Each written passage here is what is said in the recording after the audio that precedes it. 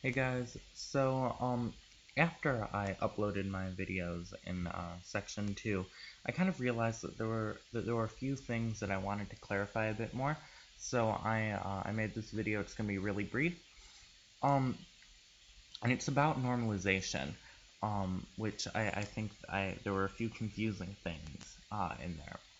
So the first thing is I want to specify what the reason for normalization was, um, why it was so important, and the real reason is because probabilities have to add up to 1, and you can look at video 2.1 for that. Um, you'll see just the only way that we can keep both the condition that the probability must all add up to 1, and also if I express a vector in the color basis or the hardness basis, it's still the same basis. It's got to be the vector's magnitude has to be the same, right? And if you think about those things and you go back and look at that, that should make sense. Now, the other way we can look at it, though, is this. Let psi have some observable quantity, big Q equal little q. The probability that the state psi has big Q equal little q, well, it's 1, right?